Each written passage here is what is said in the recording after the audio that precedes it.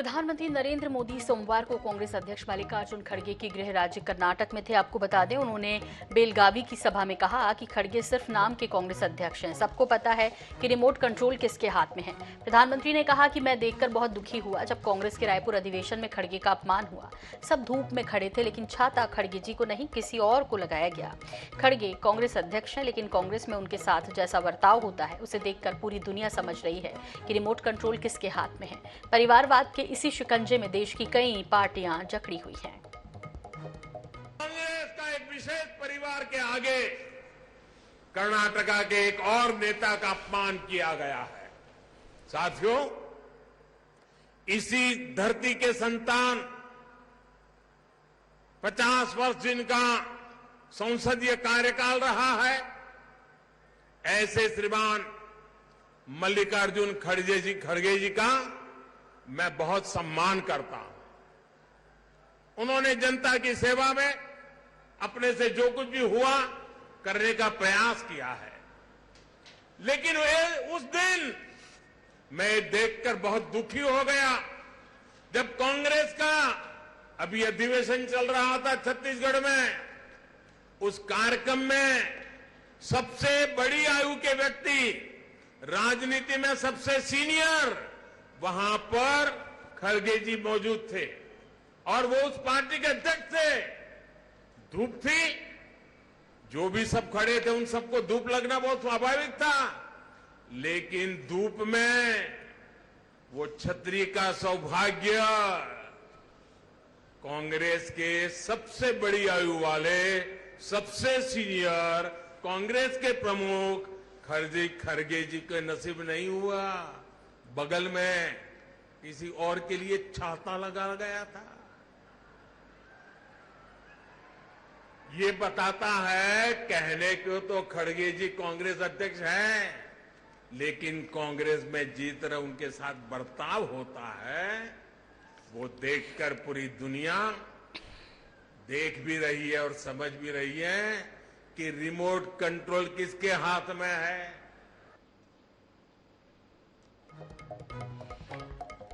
तो दुनिया देख रही है कि रिमोट कंट्रोल किसके हाथों में है, ये कहा प्रधानमंत्री नरेंद्र मोदी ने। और जब वो कर्नाटक के बेलगावी में थे, चूंकि 2023 में कर्नाटक में भी चुनाव है। सतीश लखेड़ा जी हमारे साथ जुड़ रहे हैं, बीजेपी प्रवक्ता। सतीश जी, आपसे समझना चाहेंगे कि करारा जवाब दिया खड़गे जी ने। प्रधानमंत्री नरेंद्र मोदी ने जो कुछ कहा, उन्हें रिमोट कंट्रोल से चलने वाला शख्स कहा था दरअसल, और उसके बाद खड़गे ने भी ट्वीट के जरिए उनको जवाब दिया। आपकी प्रतिक्रिया? खड़गे साहब ने तो नफरत के बाजार में मोहब्बत की दुकान जो राहुल गांधी जी बताते थे, वो दिखाई दे रहा है। किस तरीके से प्रधानमंत्री जी को गाली देना है, उनके पिता को गाली देना है। और माननीय प्रधानमंत्री जी ने आज वही कहा जो देश के मानस में, देश के मन में ये परिस्थितियां हैं। अगर कांग्रेस सरकार में गांधी परिवार से बाहर का अगर कोई प्रधानमंत्री बनता है तो वे भी रिमोट संचालित होते हैं। कोई राष्ट्रीय अध्यक्ष बनता है, वो रिमोट से चलते हैं। पूरी चाबी गांधी परिवार के पास रहती है। खड़गे साहब वरिष्ठ पार्लियामेंटेरियन हो सकते हैं, मगर एक अध्यक्ष के तौर पे वो अपने मन से और अध्यक्ष के नाते जिस तरह अन्य दलों में अध्यक्षों की स्थिति होती है वैसी नहीं है। प्रधानमंत्री जी ने केवल आईना दिखाया है, मगर देश के प्रधानमंत्री राजनीतिक चर्चाएं कर रहे हैं, राजनीतिक एक दूसरे के लिए करे, अच्छी बात है। मगर जिस स्तर का उन्होंने ट्वीट किया है और जैसे वो फिर बिलो द बेल्ट अपना एक कांग्रेस का ट्रेंड बन गया कुछ समय से, वो मान के चलते हैं कि अब वो विपक्ष में पार्लियामेंट में विपक्ष का दर्जा भी नहीं रहा, हर जगह सिमटते जा रहे हैं। 2 राज्यों में सरकार रह गई है, तो उनकी मजबूरी है, वो कुंठाएं हैं, वो उनके नेताओं के बयानों में दिखाई दे रही। जी, जेपीसी की मांग भी कर रहे हैं वो इसमें, और बार बार कर रही है कांग्रेस जेपीसी की। अगर सरकार को लगता है कि इस मुद्दे पे जेपीसी बनना चाहिए, लगेगा, मगर ये जानते हैं कि सूची के मामले में जब पूरा विपक्ष, एकजुट विपक्ष, कांग्रेस के अलावा एकजुट विपक्ष सड़कों पे था, इन्होंने जेपीसी की नहीं सुनी। अनेक मसले आए।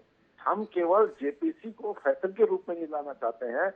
प्रमाणिक तौर से मोदी सरकार जिस तरह देश को आगे बढ़ा रही है, विकास के काम जिस तरह चल रहे हैं, आप साधारण कामों को अगर आप मुद्दे को भ्रष्टाचार के पेंट के रूप में करना चाहेंगे तो जनता नहीं मानेगी। जनता जान रही है, नवा साल चल रहा है और किस तरह प्रमाणिक तौर पर देश आगे बढ़ा है, एक एक योजनाएं धरातल पर उतरी है और हर आदमी अपने अगल बगल में बदलता हुआ भारत देख रहा है। यही नहीं, पूरी दुनिया में भारत के प्रति नजरिया बदल रहा है। सुरेंद्र राजपूत जी हमारे साथ और राष्ट्रीय प्रवक्ता कांग्रेस के इस वक्त हमारे साथ जुड़ गए हैं। सुरेंद्र जी, आपसे समझना चाहेंगे कि प्रधानमंत्री ने कर्नाटक में जो कुछ कहा उसका जवाब अब ट्वीट के जरिए मल्लिकार्जुन खड़गे जी दे रहे हैं और ये कह रहे हैं कि आकाश से लेकर पाताल तक अडानी ने लूट लिया और कोई कुछ कहने वाला नहीं, जेपीसी बैठाने वाला नहीं। देखिए सुमन, दो बातें बड़ी स्पष्ट हैं। पहली बात तो एक अधिनायकवादी शख्स दूसरे के ऊपर आरोप लगाने के लिए क्या सक्षम है, नंबर एक। नंबर दो, आज की डेट में आप सहित पूरे, आपका मतलब मैं आप एंकर की बात कर रहा हूं, आप पार्टी की नहीं, ठीक है ना, आपके सहित पूरे देश में कोई ऐसा आदमी है जो कह देगा कि जेपी नड्डा बगैर रिमोट कंट्रोल के चल रहे हैं नरेंद्र मोदी जी के? कैसी हास्यास्पद बातें करते हैं। चुने हुए अध्यक्ष का अपमान कर रहे हैं, दलित अध्यक्ष का अपमान कर रहे हैं, भारतीय राष्ट्रीय कांग्रेस की महान परंपरा का अपमान कर रहे हैं, देश का अपमान कर रहे हैं प्रधानमंत्री जी। और सबसे बड़ी बात है, एक वयोवृद्ध नेता जो देश के सारे डेलीगेट से चुन करके आया, उसका अपमान कर रहे हैं। ये जेपी नड्डा है क्या कि आपके यहाँ के मनोनीत अध्यक्ष हैं? सुरेंद्र जी, मैं आपको टोक रही हूँ, माफ कीजिएगा, लेकिन उन्होंने ये कहा कि अपमान तो खड़गे जी का पार्टी में हो रहा है, वो जो डिजर्व करते हैं उनको मिलता नहीं। छतरी का उन्होंने जिक्र किया कि छतरी किसको लगी, बेचारे खड़गे जी धूप में खड़े रहे, वो तो चिंता कर रहे थे वहां कर्नाटक में।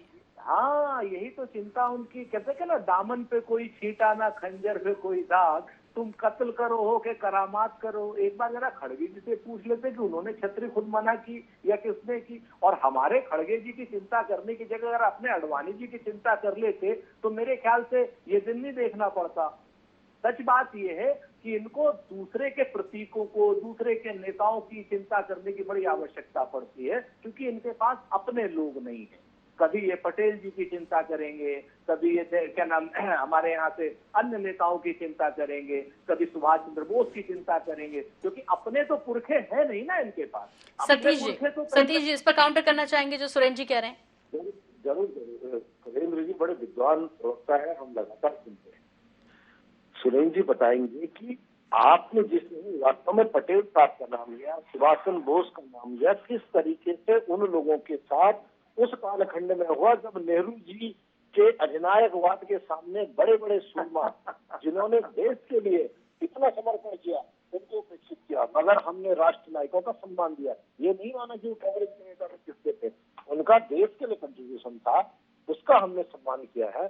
और जहां तक देश ने दृश्य देखा है कि किस तरह मनमोहन सिंह जी प्रणाम कर रहे हैं, किस तरह उनके परिवार के लोग बैठे हैं, किस तरीके से एक सांसद एक डॉक्यूमेंट फाड़ के सदन में फेंक रहे हैं, किस तरीके से मर्यादाओं को तार तार करते इस देश ने देखा है। मगर देश बड़ा विद्वान है। जब इन्होंने चौकीदार चोर है कहा का आरोप लगाया तो पार्लियामेंट में विपक्ष की हैसियत कांग्रेस की खत्म हो गई। आज इनके पिताजी को प्रेस कॉन्फ्रेंस करके गाली दे रहे हैं। आज कितना बिलो द बेल्ट कांग्रेस बोल रही है। तो ये सब समझ में आ रहा है। और खड़गे साहब वाकई किस तरीके से दिन रात एक परिवार के लिए निष्ठा प्रदर्शन में लगे हुए हैं, उससे लगता है कि 24 की चिंता है या परिवार के नजरों में अपना अस्तित्व बचाने की चिंता है। ठीक, सुरेंद्र जी, तू तड़ाक की भाषा तक हो गया था प्रधानमंत्री को लेकर। हाँ, बड़ी अच्छी बात कही। भाषा की मर्यादा सभी को रखनी चाहिए, इस बात से मैं सहमत हूँ। लेकिन मैं एक चीज जरूर इनको याद दिला दे रहा हूँ, भाजपा के विद्वान प्रवक्ता साहब को, कि अभी परसों की बात है, आदरणीय मुख्यमंत्री योगी आदित्यनाथ जी ने सदन में अखिलेश यादव जी के पिताजी के लिए कहा कि तेरा बाप। मतलब अब अगर इसके बाद भी भारतीय जनता पार्टी के लोग कुछ कहते हैं, 52 करोड़ की गर्लफ्रेंड, शूर्पणखा, कांग्रेस की विधवा, इस तरीके की भाषा का इस्तेमाल जिस पार्टी के बड़े बड़े नेता करते हैं, उनके मुंह से इस तरीके की बातें अच्छी नहीं लगती। और लेटेस्ट तो योगी आदित्यनाथ जी का बयान है जो अखिलेश यादव जी के पिताजी का अपमान श्री मुलायम सिंह यादव जी का किया। ये सब बातें इस तरह से नहीं होती। ठीक, हम तो एक चीज कहते हैं को, मुलायम सिंह हम तो जिम्मेदारी से बात करते हैं कि हमारे नेताओं के प्रतीकों को आप मत अपहरण कीजिए, उनके विचारों का कर लीजिए ना। गांधी जी के विचार का अपहरण कर लीजिए, हमें अच्छा लगेगा। पटेल साहब ने आरएसएस को बैन 2 बार किया था, उनका अपहरण कर लीजिए कि साहब आप आरएसएस को बैन कर दीजिए, तब हमें अच्छा लगेगा। लेकिन फोटो लगा करके थोड़ी आप उनके पीछे क्या नाम छिपकली की तरीके से छुप जाएंगे, नहीं छुपने देंगे। और खड़गे जी का जो आपने सतीश जी बहुत संक्षेप में, सतीश जी बहुत संक्षेप में। मैं कहना चाहूंगा, आज सरदार पटेल जैसे उद्भट विद्वान और देश में जिनकी प्रमाणिकता आवश्यकता नहीं, उनके निधन के दिन नेहरू जी की ऐसी नाराजगी, उन्होंने दिल्ली में बैठक बुलाई, उनके अंत्येष्टि में कांग्रेसियों को रोका, किसी को जाने नहीं दिया। आप कल्पना कर सकते हैं? ये बड़ी दुखद बात है। सुरेंद्र जी समय नहीं है, बहुत संक्षेप में सुरेंद्र जी, जल्दी से, समय नहीं है सर। मैं जिम्मेवारी से कहता हूं कि भारतीय जनता पार्टी के विद्वान प्रवक्ता व्हाट्सएप यूनिवर्सिटी के स्टूडेंट हैं और ऐसी बातें इनको नहीं करनी चाहिए। जवाहरलाल नेहरू जी स्वयं उनके अंत्येष्टि में थे, पूरा मंत्रिमंडल अंत्येष्टि में था। इस तरीके का झूठ, छल, कपट और प्रपंच भाजपा और आरएसएस ही कर सकती है। सुरेंद्र जी बहुत शुक्रिया और सतीश जी आपको भी बहुत धन्यवाद हमसे बात करने के लिए। फिलहाल आपको बता दें कि प्रधानमंत्री ने जो कहा उसके बाद खड़गे जी ने ट्वीट के जरिए उनको करारा जवाब दिया है और उन्होंने कहा है कि अडानी पर कार्रवाई कीजिए, जेपीसी बैठाइए, जिसके लिए विपक्ष लगातार मांग कर रहा है, मेरी चिंता करना छोड़ दीजिए। आपको बता दें कि कांग्रेस के अधिवेशन में छतरी को लेकर ये सारा विवाद था, जहां पर खड़गे जी के ऊपर छतरी नहीं थी। तो कर्नाटक में भी चुनाव है 2023 में, ऐसे में जब प्रधानमंत्री की वहां सभा हुई तो उन्होंने कहा जाकर कि कम से कम खड़गे जी इतने सीनियर हैं तो उनका ध्यान कांग्रेस को रखना चाहिए, छतरी किसी और के ऊपर थी, बेचारे खड़गे जी धूप में खड़े थे। बहुत शुक्रिया।